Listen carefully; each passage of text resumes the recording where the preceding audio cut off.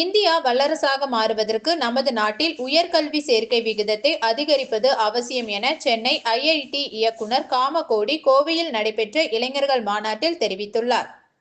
கோவையில் கொங்குநாடு கலை அறிவியல் கல்லூரி, தஞ்சாவூர் ராமகிருஷ்ணா மடம் மற்றும் சுவாமி விவேகானந்தா கல்வி நிலையம் ஆகியோர் இணைந்து இளைஞர்களுக்கான மாநாடு கல்லூரி வளாக அரங்கில் நடைபெற்றது.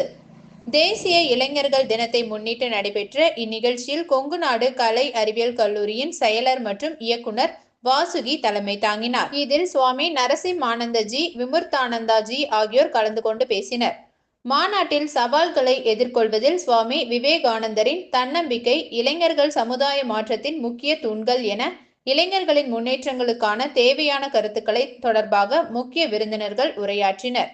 தொடர்ந்து நடைபெற்ற மாநாட்டில் சிறப்பு விருந்தினராக மெட்ராஸ் ஐஐடியின் இயக்குனர் பேராசிரியர் முனைவர் காமகோடி இளைஞர்களிடையே உரையாடினார்.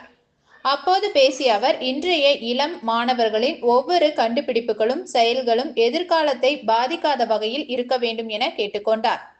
தொடர்ந்து பேசிய உயர்கல்வி சேர்க்கை விகிதம் புள்ளி விவரங்கள் அடிப்படையில் தமிழகம் 50% இருப்பதாக கூறிய அவர், நமது நாடு 27% மட்டுமே இருப்பதாக தெரிவித்தார். இந்தியா வல்லரசாக மாறுவதற்கு நாட்டில் உயர்கல்வி படித்தவர்களின் சதவிகிதம் உயர்வதே முதல் படி என அவர் கூறினார். மேலும் இந்தியா நாட்டின் அனைத்து விதமான தேவைகளை பூர்த்தி செய்வதற்கு உள்நாட்டு உற்பத்தி அவசியம் என குறிப்பிட்ட அவர், வெளிநாட்டவரின் தேவை இல்லாமல் நமக்கு நாமே என்ற நிலை அவசியம் என தெரிவித்தார். நவீன தொழில்நுட்பங்களை நாமே உருவாக்கி தொழில் முனைவோர்களாக மாறுவதற்கு இனி இளைஞர்கள் தயாராக வேண்டும் என அவர் வேண்டுகோள் விடுத்தார்.